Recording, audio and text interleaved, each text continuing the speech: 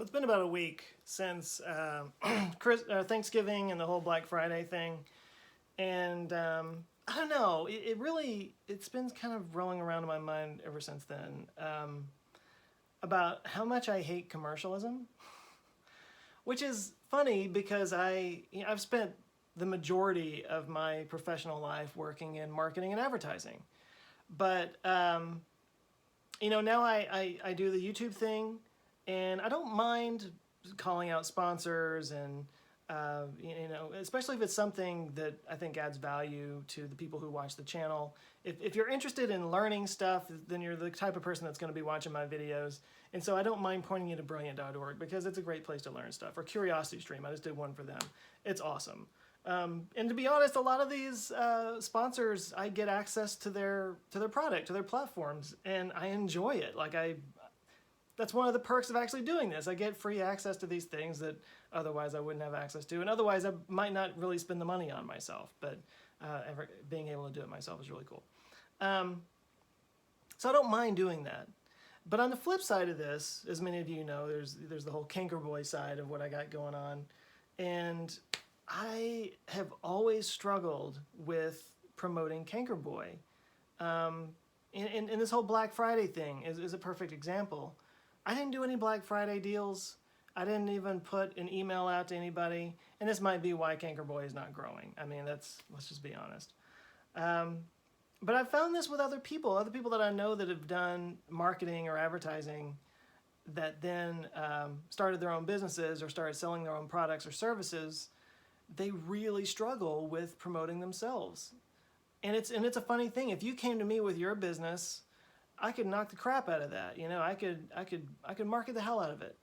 But marketing my own stuff is so hard. Like, for some reason, my brain just completely shuts down. All the stuff that I know to do for somebody else, it just doesn't show up.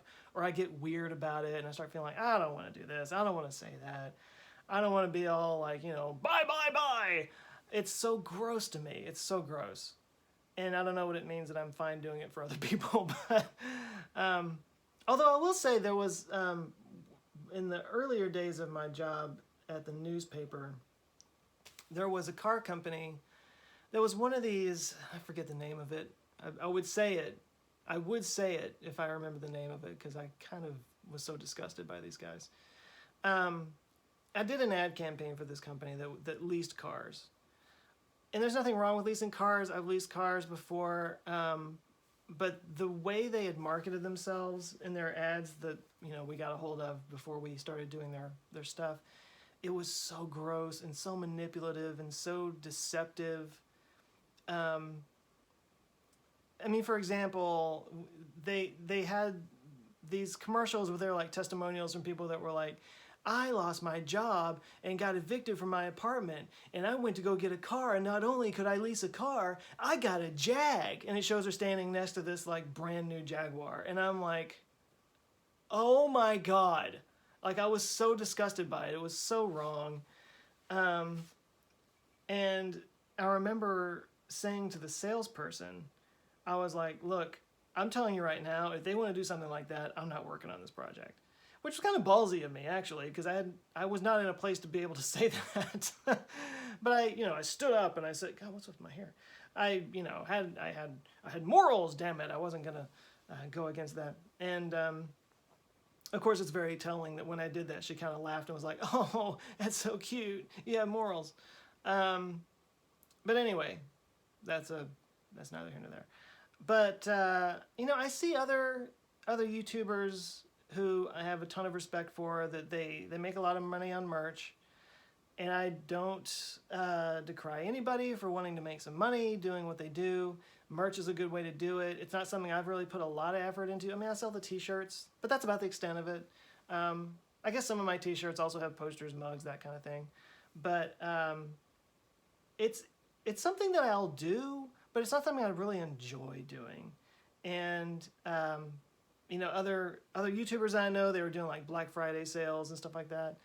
I hate Black Friday. Even the name Black Friday. By the way, there's a lot of misconceptions out there about how Black Friday came along. This is how I understand it to be true, is that it actually started in the Philadelphia Police Department, they called the day after Thanksgiving Black Friday because that's when everybody went out and started shopping. That was like the beginning of the shopping season.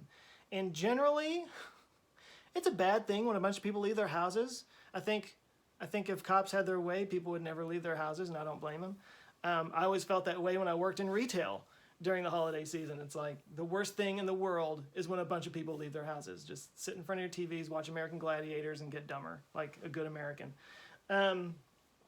But anyway, no, it was chaos. It was more work. They had to work longer hours, so they called it Black Friday.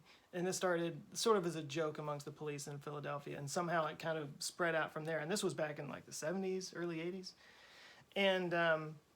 and Black Friday became known as a thing, and then it became celebrated, and the justification became later. And I don't think this is real. I think this was something that people just kind of came up with to try to put a positive spin on it all, was that Black Friday was the day that companies go into the black instead of the red, meaning they're actually making a profit. Again, trying to make it into a good thing, really trying to sell that commercialism, that materialism, that consumerism. I know I'm sounding like a hippie right now, but clearly it was some marketing PR people that were like, no, Black Friday, it's a good thing. Get out of your houses, go spend money, fight over somebody with it for a TV. And so, but on top of the Black Friday thing, now we have doorbusters.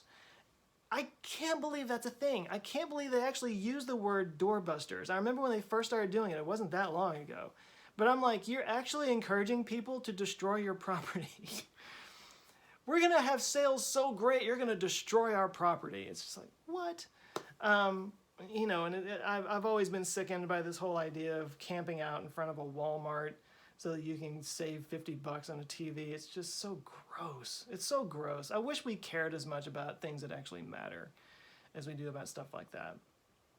Anyway, but the doorbusters thing makes me think of a line from Louis C.K., R.I.P. his career. When he was hosting Saturday Night Live one time, he made the point that, tank tops, white undershirts, tank tops that guys wear are called wife beaters. And everybody calls it that now. Apparently we have no problem naming an article of clothing after domestic abuse. We're just fine with that somehow. And I feel the same way about doorbusters. We're just fine with encouraging people to mindlessly be a consumer and break down doors and fight with each other. And it's like freaking Battle of the Bastards every single year. The whole thing is gross to me, is what I'm saying. And so there's a part of me that just doesn't want to be a part of it. That even though I have a company and I could benefit from, and I probably should by all measures, be promoting my product and be promoting it on Black Friday and offer specials or whatever, I just can't bring myself to do it. I just can't. It's just too gross to me. So I guess that's my rant on commercialism and materialism, and just kind of where I am on that. It's a weird thing. It's a weird thing to be in a position of having to sell stuff and at the same time really, really not wanting to do the dirty work of actually doing the selling, I guess. Anyway, I've been thinking about that ever since last week, Black Friday. I hope you guys are getting ahead on your Christmas buying, and if you're not doing Christmas, Hanukkah, whatever. I do a bad job of this every year. I feel like I'm ahead of things just because I have a tiny list that I put on Amazon for my family and friends, mostly family.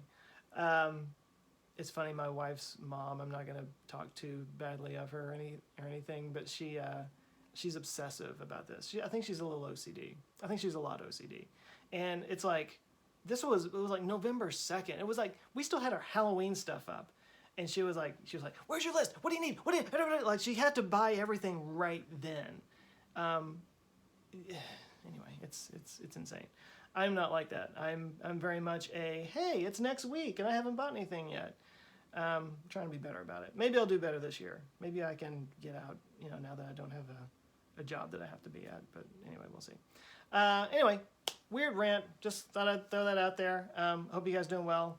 This is the Joe Scott TMI channel. This is not Answers with Joe. If you checked it out and you're wondering why I'm recording this in this way and I'm not editing it, this is a totally different channel. You are welcome to subscribe if you are into a guy just talking off the cuff about things, because that's what I do here. Some people like it. Anyway, hope you guys are doing well. And that's it for now. I'll catch you guys next time. Take care.